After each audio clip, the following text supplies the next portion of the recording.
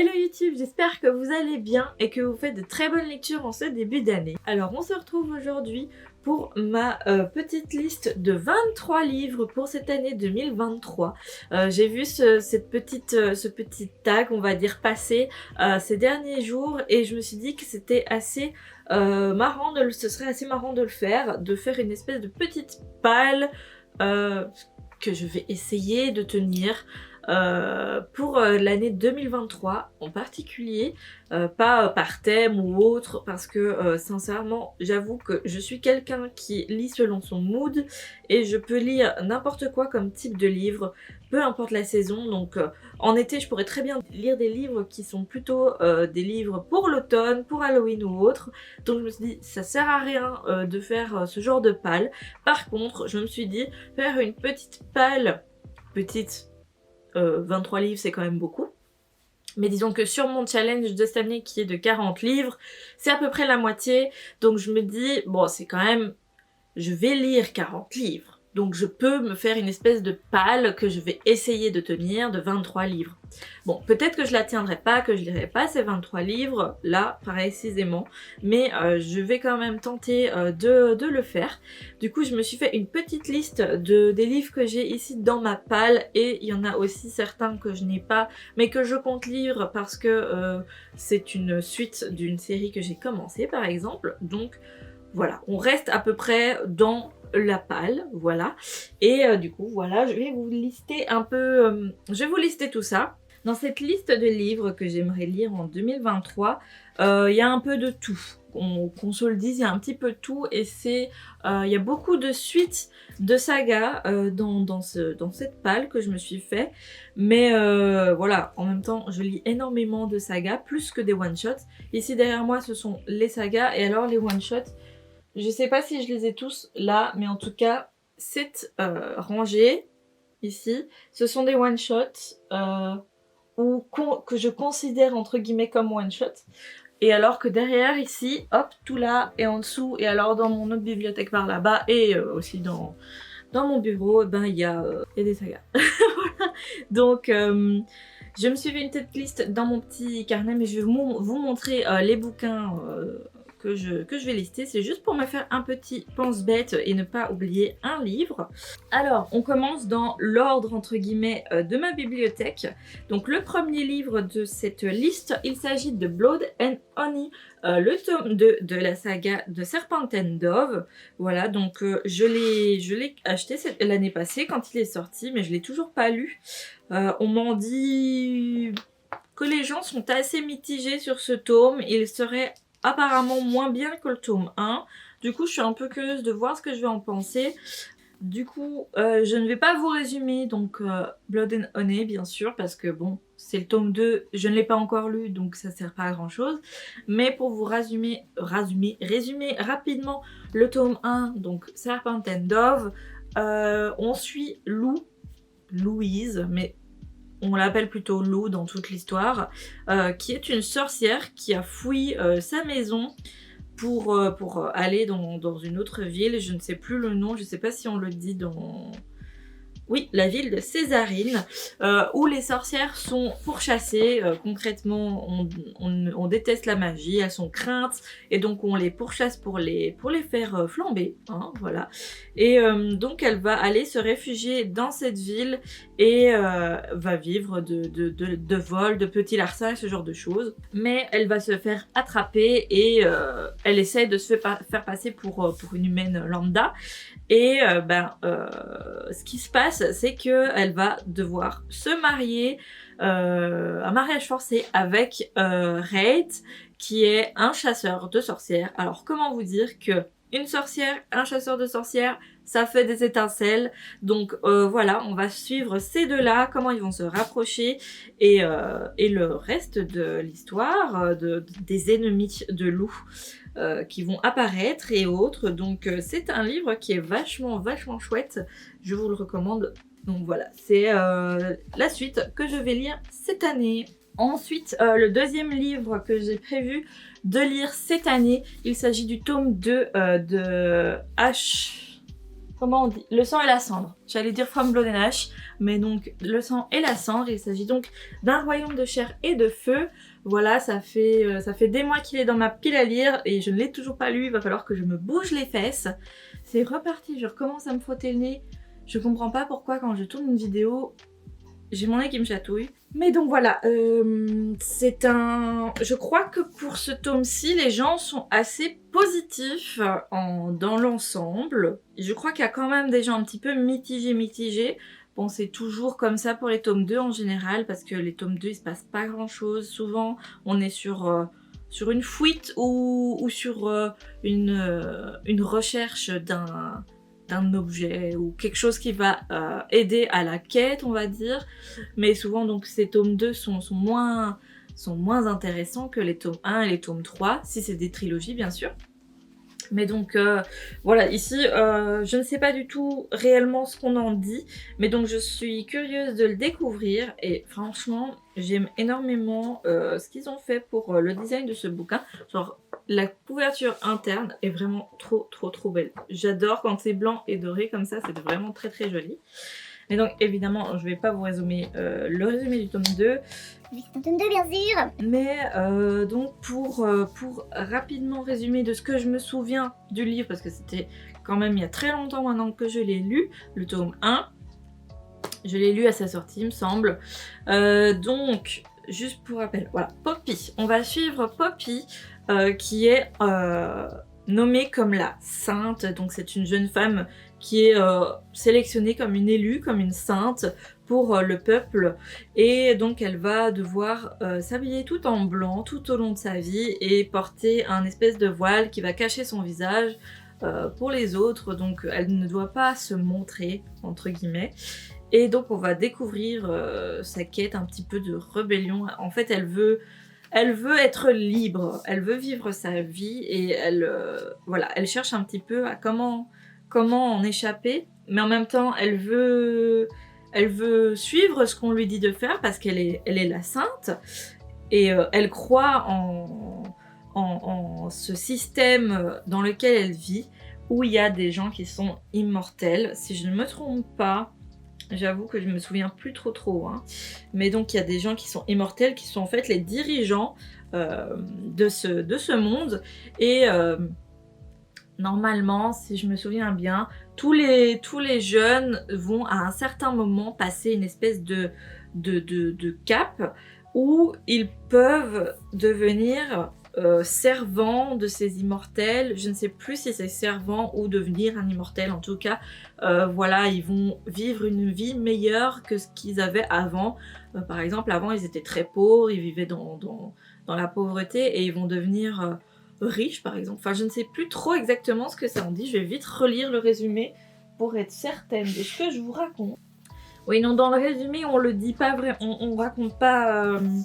on n'explique pas un petit peu le système, mais oui, on explique un petit peu ce qu'est Poppy, que c'est la pucelle, j'aime pas ce terme, mais je préfère l'appeler la sainte, on va dire, qui donc est genre une espèce d'élu dans la croyance du royaume dans lequel elle vit.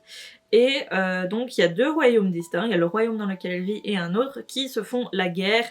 Et on dit depuis toujours que le royaume contre qui ils font la guerre, enfin qui leur fait la guerre plutôt entre guillemets, envoie des espèces de démons pour tout massacrer. Et également c'est comme ça que Poppy a perdu ses parents et qu'elle a fini par devenir la pucelle. Également, ces monstres l'ont défigurée, ils l'ont fort blessée lors de cette attaque contre ses parents, qui sont morts. Mais voilà, donc c'est ce qui se passe dans ce bouquin. Et alors, elle va rencontrer Hawke, qui va devenir son garde du corps, et la protéger de tout, mais également va un petit peu la tenter alors qu'elle est censée rester vierge jusqu'au jour de son ascension et à jamais, je crois, je ne sais plus exactement. Mais donc ça s'appelle le jour de l'ascension que tous les jeunes vont vivre et passer à une autre étape de leur vie. Voilà, donc je suis très curieuse du tome 2. Il faudrait que je regarde si quelqu'un a fait ça, une vidéo spoil de ce tome 1 pour me rappeler un petit peu ce qui se passe. J'ai un peu les grandes lignes en tête, hein, mais c'est compliqué. Ça fait très longtemps que je l'ai lu, donc c'est compliqué. Ensuite, ici je vais vous parler de 2 livres parce que c'est totalement la suite d'une saga. Donc je compte lire les 2 derniers livres de la saga de Nevernight. Voilà. Tout le monde, bon peut-être pas tout le monde, mais beaucoup de monde aime énormément cette saga. Et j'ai lu le tome 1 qui était vachement bien en vrai. Simplement j'ai un petit peu de mal avec comment c'est écrit parce qu'il y a beaucoup ce système de flashback puis moment actuel. Et ça c'est un truc que c'est propre à moi, mais je déteste les flashbacks. Ça me coupe en fait dans ma lecture. Et donc c'est pour ça que j'ai un petit peu repoussé la lecture de ces 2 tomes. Donc le tome 2 et le tome 3. Je les ai tous les 2. Donc le 3 il est là. Mais c'est juste pour vous montrer un petit peu. Donc voilà, en soi l'histoire elle est vraiment cool. C'est bien foutu. Et alors ce qui est très drôle dans le tome 1. Est-ce que c'était en tome 2 aussi? Juste pour voir. Parce que dans le tome 1, oui, il y a des notes de bas de page énormes. Genre, ça, c'est une note de bas de page. Pour vous dire. Que je lis pas parce que j'ai pas envie de perdre mon temps à lire les notes de bas de page, j'avoue. Mais voilà, cette année, je vais me bouger et les lire. Comme ça, j'en aurai fini avec cette saga. Mais il faudrait que je vous fasse une vidéo sur mes sagas en cours. Parce que j'en ai beaucoup. Mais donc pour vous résumer, Mia, voilà, que je me souvienne de son nom, est une jeune fille qui vit dans un monde un peu totalitaire je crois, je sais plus trop, mais qui donc au début de cette saga va perdre sa famille. Elle se retrouve complètement seule et tout ça parce que le gouvernement a décidé que ses parents étaient des traîtres et qu'il fallait les zigouiller. Voilà, et je crois que sa mère et son petit frère vont finir en prison et elle va vouloir essayer de les sauver, mais ils vont finir par mourir. Je sais plus exactement comment ça se finit cette histoire-là.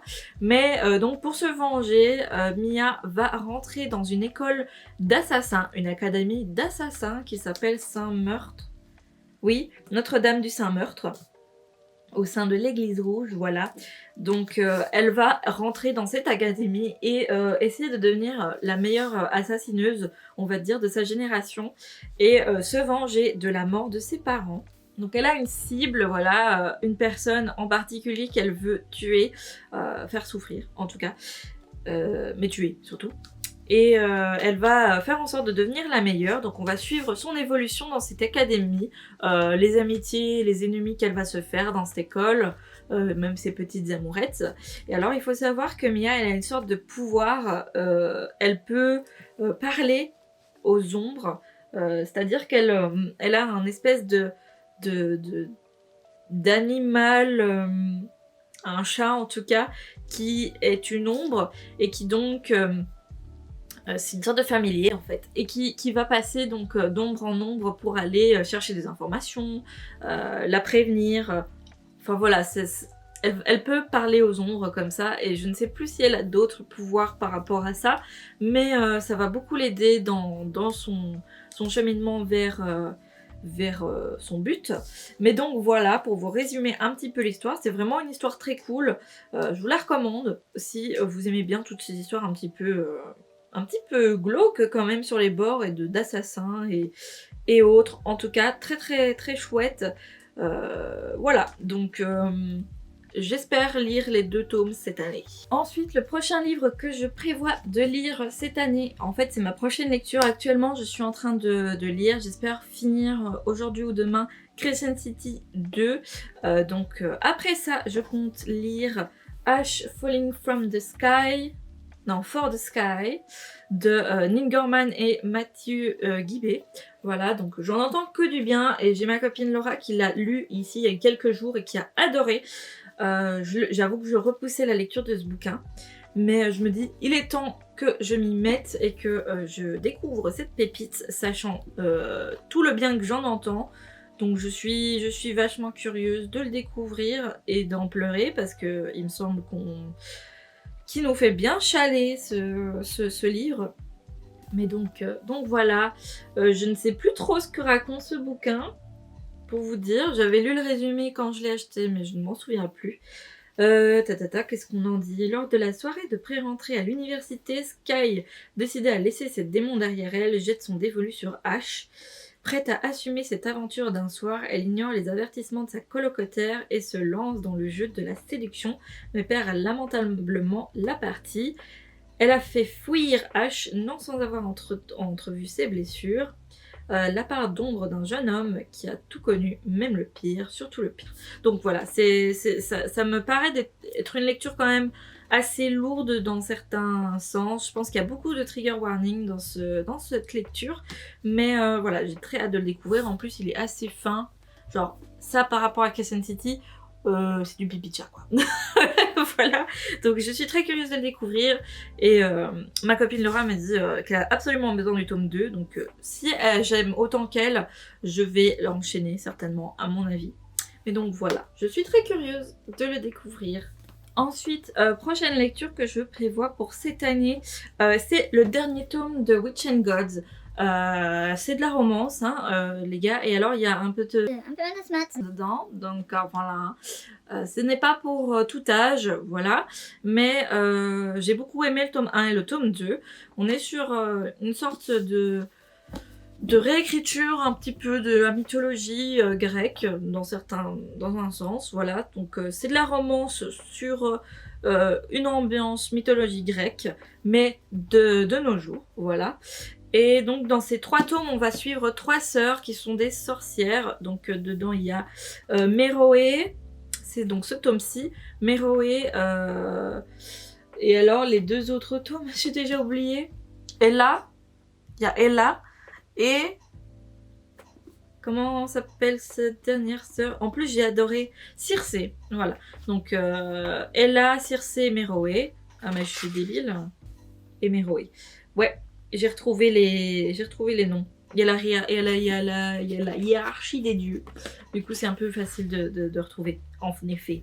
Mais voilà, donc c'est des très chouettes lectures, des très chouettes réécritures. Je vais pas vous résumer parce que voilà, je vais pas résumer chaque bouquin, sinon cette vidéo va être extrêmement longue.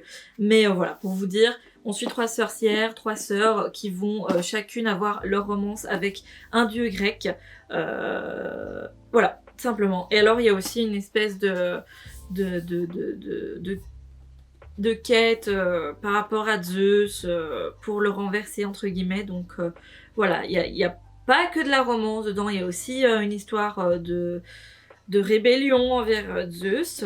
Et donc voilà, simplement très très chouette lecture. J'ai hâte de découvrir ce dernier tome et de savoir la résolution également de leur rébellion envers Zeus. Voilà. Ensuite, prochaine lecture que j'aimerais enfin lire cette année. Ça fait depuis 2021 que j'ai ce livre dans ma palle. Je vérifie sa date de sortie. Oui, 2021 que je l'ai dans ma palle et que j'avoue, c'est un peu bête parce que je lis des pavés énormes comme Crescent City, mais lui il me fait peur. Donc c'est La Passeuse de mots, qui est un beau bébé. Regardez-moi cette épaisseur, on est quand même sur un beau bébé. Voilà, je l'ai depuis 2021 dans ma palle. C'est une très grosse lecture, on est sur plus de 700 pages. Ça fait un peu peur. Voilà, mais je n'en entends que du bien et il faut que je me bouge les fesses pour le lire. Il serait temps. Mais voilà, je pense que vous en avez sûrement tous entendu parler.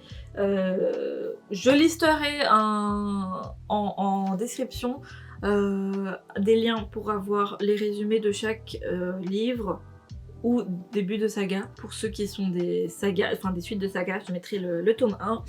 Mais voilà, donc je vais pas vous résumer parce que c'est un peu long. Mais voilà, c'est le prochain livre que je prévois de lire et qu'il faut que je me bouge les fesses pour. En tout cas, ça doit être une pépite. Beaucoup de monde dit que c'est une pépite. Je crois que j'ai jamais vu une personne dire qu'il n'a pas aimé cette saga. Donc voilà, il faut que je la commence. Ensuite, la prochaine lecture que je prévois de me faire cette année, c'est Prince Captif. Donc, c'est tome 1, tome 2, tome 3. Pouf, voilà, de CS Paca. Voilà, je suis très curieuse de le découvrir. Beaucoup de monde a beaucoup aimé, mais attention, trigger warning, c'est des livres qui parlent de choses un petit peu tendax quand même, parce qu'on est sur un prince ou un roi qui devient l'esclave d'un autre. Donc je pense qu'il se passe des choses un petit peu violentes dans ce bouquin. Je ne sais pas exactement tout ce qui s'y passe, mais faut faire attention. Si vous avez moins de 16 ans ou 18 ans, je ne sais pas, évitez de le lire. Mais voilà, je vais le lire cette année et je vous en dirai ce que j'en pense. Je suis très curieuse de le découvrir. Et également, j'ai un autre livre de cet auteur que je veux découvrir cette année. Mais je vous en parle un peu après parce que c'est un... Je sais plus si c'est un one-shot ou si ça va être une série. Mais donc voilà. Attention, trigger warning dans ces bouquins. Mais je pense qu'ils sont très beaux également. D'ailleurs, regardez-moi ces couvertures, elles sont sublimes.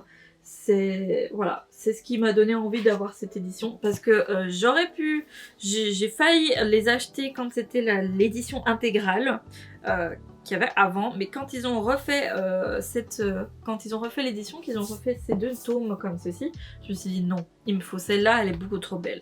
Donc voilà, j'ai bien fait d'attendre. Ce que je compte également lire cette année, c'est Un sort si noir et éternel de Brigitte Kemmerer, drôle de nom. Mais donc voilà, c'est un best-seller aux États-Unis et au Royaume-Uni. Je l'ai acheté quand il est sorti parce que je pensais que j'allais le lire directement. Puis au final, j'ai eu envie de lire que des tout petits tomes à ce moment-là. Donc il est toujours dans ma palle. Il est toujours dans ma palle. On est aussi sur un beau bébé. Franchement, on est sur combien de pages ? On est presque à 700 pages. On n'est pas loin des 700 pages. Donc c'est un bon gros bébé. On est sur une réécriture de La Belle et la Bête. Oui, en effet, comme quand j'en ai entendu parler, j'étais sur la Cotard, qui est une réécriture également de La Belle et la Bête. J'ai eu envie de me le prendre tout de suite. Ouh, regardez-moi cette floppiness. J'avais pas fait attention, mais on est sur une belle floppiness ici. Bref, voilà, donc j'avais envie de le lire tout de suite, puis au final, j'ai enchaîné les autres lectures et des plus petites lectures, donc cette année, j'espère le lire. Ça fait quand même beaucoup de gros tomes cette année, je sais pas si je vais y arriver. Je pense que je vais faire une sélection, hein, finalement, dans cette sélection. Une sélection dans ma sélection, mais bref. Donc voilà, on est sur une réécriture de La Belle et la Bête. Je vous en dis pas plus, et je crois également que j'ai entendu, que chaque tome n'est pas une réelle suite. Je crois que apparemment c'est chaque tome un personnage dans l'univers, genre c'est des tomes compagnons, quoi. Je pense que c'est ça, je pense que c'est des tomes compagnons et que chaque roman a sa romance sur un des personnages de l'histoire. Donc je vous dirai ce que j'en pense quand j'en aurai fini avec ce tome. Et je verrai si je lis les autres. Voilà. En tout cas, le tome 2 est déjà sorti et le tome 3 sort cette année si je me trompe pas. Également, j'ai prévu cette année de lire le tome 2 du Grishaverse. De Grisha. J'avoue que le tome 1 ne m'a pas emballé des masses. Mais j'aime quand même bien l'univers, il est assez particulier. J'ai lu le tome 1 en même temps que je regardais la série parce que c'est sorti... En fait, je l'ai lu en même temps que la sortie de la série. J'ai acheté le tome en voyant la bande-annonce de la série. Je me suis dit, ah, ça a l'air cool, je vais m'acheter le tome 1. Comme ça, je découvre. D'ailleurs, ils ont refait l'édition du Grishaverse et je trouve que cette édition est vraiment très belle. Avant, on avait un personnage... le personnage de Alina, j'allais dire Eline, Alina, le personnage principal, qui a été décliné sur les trois tomes du Grishaverse. Mais voilà. Voilà, donc je veux découvrir la suite, savoir ce qui se passe.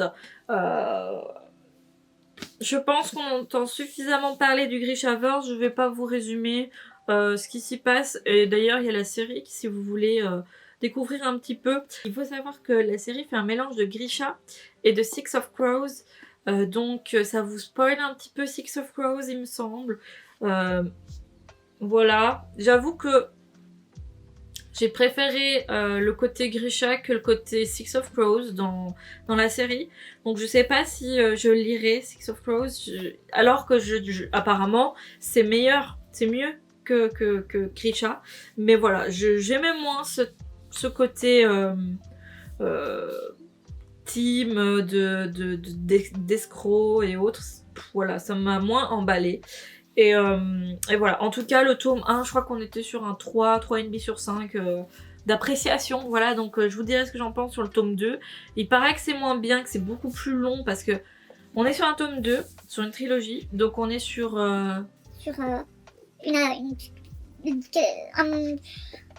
est sur le tome 2 d'une saga, d'une trilogie. Donc comme je vous ai dit, dans les tomes 2, en général, c'est très long ce qui s'y passe, et c'est pas hyper intéressant. On est en général sur la quête de l'objet qui va aider à résoudre la quête principale. Je parle comme si on était dans un jeu vidéo, ça me tue. Mais voilà. Ou alors sur une fuite. Mais donc c'est toujours...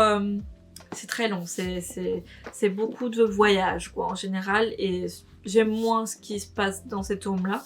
Mais voilà, donc à voir ce que j'en pense.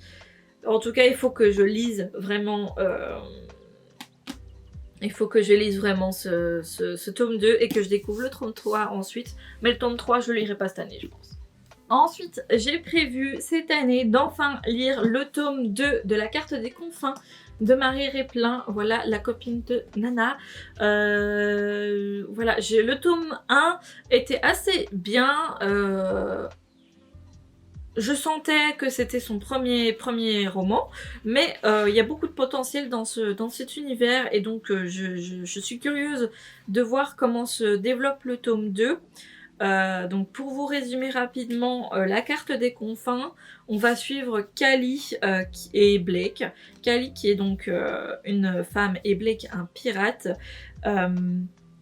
Qui vont partir à la quête de la carte des confins pour trouver les confins. Donc voilà ce qui passe dans ce roman. Donc on est sur un mood piraterie concrètement, avec un soupçon de magie.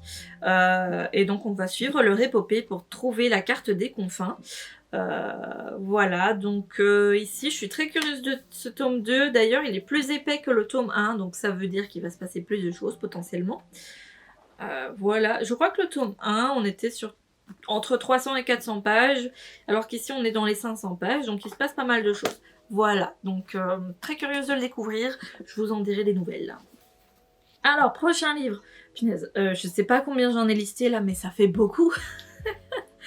Donc, prochaine lecture que je prévois de me faire cette année, que ma copine Laura arrête pas de me dire du bien de cette saga, de cette trilogie. Il s'agit du tome 1 de Lady Hélène. Il est magnifique, franchement, j'ai rarement vu des designs aussi beaux sur des livres quand même pas tout récents. Il est pas super récent et je l'avais déjà vu. Ouais, 2016, on est vraiment sur une belle couverture. Vraiment, j'avoue que c'est un petit peu superficiel de ma part, mais j'avoue que les couvertures, c'est un petit peu ma came. Voilà, donc si la couverture me plaît, je vais sauter sur les livres souvent. Mais donc voilà, je vais découvrir Lady Hélène et le Club des Mauvais Jours. C'est ça, et le Club des Mauvais Jours. Donc, je crois qu'on est sur un mood...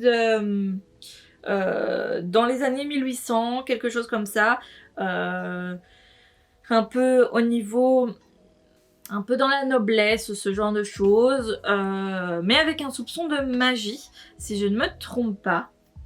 Voilà, on est entre de la romance à la Jane Austen et fantasy noire, donc je suis très curieuse de le découvrir. Je voulais le résumer parce que je ne m'en souviens plus et c'est un petit peu compliqué.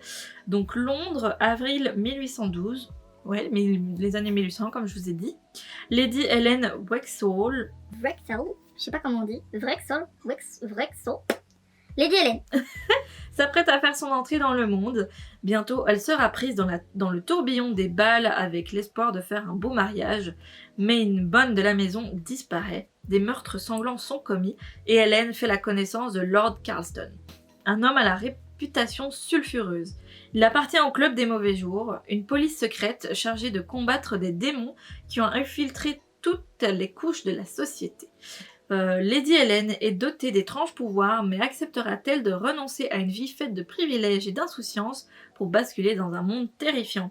Donc voilà, donc on est sur un mélange voilà, de noblesse, de bal, de cour, machin, avec un soupçon de magie et donc ici de meurtre. Donc on part sur un peu une résolution de qui a fait ces meurtres. Donc je suis très curieuse de le découvrir, voilà. En tout cas, ma copine Laura vous dirait sautez dessus, il est vraiment très bien. Ensuite, prochaine lecture que je vais me faire cette année, il s'agit du tome 2 de La Passe Miroir. Je pense que vous connaissez tous un minimum le résumé, donc je vais pas vous le faire. Mais voilà, c'est un très bel univers, très bonne lecture. Simplement, le tome 1 était très long. Très long pour moi, il faut s'accrocher. Si vous êtes plutôt quelqu'un comme moi qui aime vraiment les rebondissements et qui a tendance à s'accrocher à une lecture quand il se passe quelque chose, qu'il y a de l'action et autres, il faut s'accrocher parce que le tome 1 est très lent et il se passe très peu de choses. C'est très contemplatif sur l'univers de ce livre, mais c'est très sympa. Les personnages sont vraiment hauts en couleur, ils sont vraiment chouettes. Et j'ai fini ma lecture en étant assez contente d'avoir découvert cet univers. Donc je suis curieuse de le découvrir, le tome 2. Donc voilà, donc je me prépare à lire ce deuxième tome cette année. Voilou. Alors pour rester dans la piraterie et tout ça, je compte lire le premier tome de Fable cette année. Je sais que le tome 2 va bientôt sortir également, donc il faut vraiment pas que je traîne à le découvrir. Donc on est sur de la piraterie. Ici on va suivre Fable, forcément. Fable c'est la personne qui est là. Qui est une fille d'un pirate qui a été abandonnée sur une île quand elle était jeune. Et donc, je vous résume ce que j'en ai entendu, parce que le résumé n'est pas vraiment très précis. Mais donc, elle va devoir, si elle veut récupérer son héritage, etc., son père lui a dit de survivre et de le retrouver. Et donc, à ce moment-là, elle gagnera son héritage, simplement. Donc, voilà, je suis très curieuse de le découvrir, j'en entends que du bien. Voilà, et on est sur un tout petit tome, hein, ça va, c'est tout petit, c'est facile à lire je pense. Donc je vais me faire une joie de le découvrir bientôt. Alors ensuite, plus de tout dans la piraterie, cette année je compte lire Gods of Men, the tome 1, édité chez Rivka de Barbara Kloss. Voilà, il paraît que c'est une très bonne lecture. On est sur vraiment un bon livre. Voilà, on est sur de la fantasy. On va suivre Sable qui est une princesse, si je ne me trompe pas. En tout cas, je crois que c'est une princesse, je suis plus très sûre. Mais dans ce monde, toutes les personnes qui sont douées de dons de naissance sont pourchassées et tuées. Donc quand je dis dons, c'est un peu des pouvoirs magiques. Et Sable ignore qu'elle a un pouvoir qui se renferme dans la musique. Et quand elle va être à peine âgée de 9 ans, elle va arrêter accidentellement le cœur de sa petite sœur en jouant de la flûte et donc ça va la tuer sur le coup. Donc elle va fuir en découvrant ça et se trouver un refuge. Mais donc ensuite elle va rester là-bas et grandir et elle va devenir guérisseuse jusqu'à ce que 10 ans plus tard, quelqu'un ou quelque chose la retrouve et va la traquer pour la tuer. Voilà. Donc ça va être un très très très bon livre, je pense, une bonne lecture. Faut simplement que je m'y mette. Voilà, comme toutes mes lectures bien sûr. Mais voilà, je suis très curieuse de le découvrir. En tout cas, on m'en dit que du bien. Donc si vous êtes curieux vous aussi, bah sautez dessus parce qu'apparemment c'est vraiment vraiment cool. Ensuite, cette année, hop, pour revenir un petit peu sur le côté piraterie, pas que, hein, on n'est pas que sur de la piraterie. Je vais lire le tome 2 du Trône des 7 îles, donc l'héritage des 7 îles, édité chez De Saxus, par Adeline Grace. Le tome 1, c'était un peu mitigé pour ma part. C'était bien, mais un peu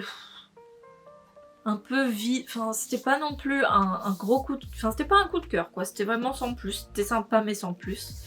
Donc, voilà. À voir si ce tome 2 me plaît plus que le premier. Mais, voilà.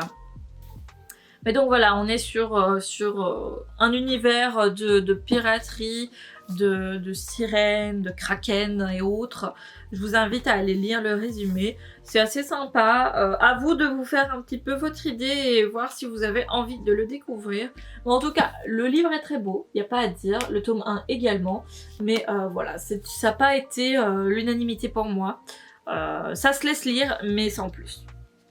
Ensuite, un livre que je n'ai pas encore, mais que je compte bien lire cette année, c'est le tome 2 du Lys de Feu. Je ne vais pas vous refaire un résumé, j'en ai déjà parlé dans la dernière vidéo. Donc le tome 2 du Lys de Feu que j'ai très hâte de découvrir parce que j'ai vraiment adoré ce premier tome et donc il est temps que je lise la suite. Ensuite, on arrive à la fin. Ensuite, cette année, je compte terminer Vespertine que j'ai mis en pause dernièrement. Je ne sais plus où j'en suis. Je crois que j'en suis à peu près à la moitié. Mais voilà, je l'ai mis en pause parce que je n'étais pas du tout dans le mood pour continuer. Et j'avoue qu'il ne se passe pas énormément de choses. J'ai adoré en comparaison Sensory of Thorns de la même autrice. Mais ici, je m'ennuie un peu. J'avoue. Donc j'espère que plus tard dans ma lecture il se passera un peu plus de choses, j'avoue. Mais voilà, donc je compte essayer de le finir cette année. Voilà. Voilà, mais donc pour vous résumer, on est sur un livre qui parle de morts vivants et de donc chasse à ces morts vivants. Voilà, simplement pour vous résumer grossièrement le résumé de ce livre. Je vais pas vous résumer en détail parce que ça commence à faire une très longue vidéo et j'ai pas envie de vous endormir. Ensuite, j'espère lire Gallant de V.A. Schwab, édité chez Lumen. Je l'ai depuis sa sortie, il a l'air vachement bien. Pourquoi j'arrête pas de me gratter le nez? Donc il a l'air vachement bien. Simplement, il faut être vachement dans le mood pour le lire. On est sur quelque chose... Sur une lecture assez horrifique, voilà, pour vous dire. Rapidement, on est sur un côté paranormal, horrifique. On a une espèce de dualité entre le monde réel et un monde plus glauque, voilà. Donc je pense que c'est une lecture à se faire vers Halloween, si vous avez envie d'avoir peur, voilà. Donc voilà, j'espère le lire cette année. Ensuite, livre dont je vous ai parlé un peu plus tôt parce que j'ai d'autres livres de cet auteur que je compte lire cette année. Donc il s'agit de Dark Rise, voici, donc de C.S. Paca, édité chez Big Bang. Non, c'est pas édité chez Big Bang, c'est édité chez Brajlon, les deux autres tomes, et celui-ci chez Big Bang. Mais donc voilà, ils ont fait une très très belle... un très très beau tome chez Big Bang, on a un beau jaspage ici et donc on est sur un livre en dur, c'est un beau relié mais qui a l'air vachement chouette. Je vais pas vous résumer hein, parce que voilà, mais apparemment de tous ceux qui ont déjà lu ce tome ils ont adoré. Par contre je ne sais pas si c'est je sais pas s'il y a une suite prévue. Je sais pas si c'est un one shot ou si normalement il y aura une suite. Mais donc on est sur de la fantasy encore une fois, qui a l'air également un peu sombre, donc pas tout joli. Bon, c'est la plupart des fantaisies que je lis, hein, on va pas se cacher. Mais donc voilà, si le livre-objet vous intéresse, il est également comme ceci, et normalement, je crois qu'il existe en brochet également. Donc n'hésitez pas, foncez! Ensuite, j'ai prévu un petit classique dans ma sélection que je me suis acheté l'année passée. Il s'agit d'un Jane Austen, c'est mon premier Jane Austen, donc Persuasion. Voilà, il est très très joli, édité chez Archipoche. Je ne connais pas cette maison édition, mais voilà. Donc si vous voulez voir un petit peu, il est comme ceci, c'est une espèce de plastique, il est mou. Mais il est quand même un peu comme un relié quoi, simplement. Mais donc voilà, c'est mon premier classique. Je suis curieuse de découvrir... c'est pas mon premier classique, mais c'est mon premier Jane Austen. Donc je suis curieuse de découvrir sa plume. Mais donc voilà, on va suivre Anne, une jeune aristocrate qui a repoussé les avances de Frédéric, un officier de la marine, qu'elle ne jugeait pas de sa condition. 8 ans plus tard, sa famille connaît des revers de fortune. Son père décide alors de louer le château familial à l'amiral Croft, qui n'est autre que le beau-frère de Frédéric. Celui-ci est devenu riche et a conservé la conviction que la jeune Anne manque de caractère et se laisse trop aisément persuader. Donc il s'agit du dernier livre de Jane Austen. Donc je commence Jane Austen avec son dernier livre, c'est quand même cocasse. Mais donc je suis curieuse de le découvrir, un petit peu sa plume, et de découvrir cette histoire, parce que je crois que ça a l'air quand même intéressant. Et pour finir, je n'ai pas le livre, normalement il sort aujourd'hui et je l'ai précommandé. J'espère qu'il va arriver dans ma boîte aux lettres aujourd'hui, mais j'ai peu d'espoir parce que j'ai pas reçu de mail pour me dire que c'était expédié. Mais donc il s'agit de Book of Night, le dernier livre de Holly Black. On est sur de la fantasy, mais modern fantasy si je me trompe pas. Voilà, donc pour ceux qui sont fans de Holly Black après avoir lu Le Prince Cruel, je pense que vous connaissez déjà le résumé. Et donc pour les autres, je mettrai le résumé dans la barre de description, je vous mettrai le lien des résumés de chaque livre de ma liste ici. Comme ça vous pourrez découvrir et savoir si vous avez envie de les lire aussi cette année. Mais donc voilà ma palle de 23 livres pour cette année 2023. J'espère qu'il y en a quelques-uns qui vous tentent également, que comme ça on pourra se donner nos avis mutuellement. N'hésitez pas également à me suivre sur Insta, comme ça on pourra discuter entre nous et se donner nos avis sur nos lectures. Et voilà, là-dessus, eh bien, je vais vous laisser. N'hésitez pas à me laisser un petit commentaire, un petit pouce bleu et à vous abonner, ça fait toujours super plaisir. N'hésitez pas à activer la cloche également, comme mes vidéos sortent un peu aléatoirement. Comme ça, vous pourrez éviter de les louper, simplement. Voilà, donc là-dessus, eh bien, je vous laisse. On se revoit bientôt, soit en vidéo ou en post sur Insta. Et là-dessus, je vous dis à bientôt!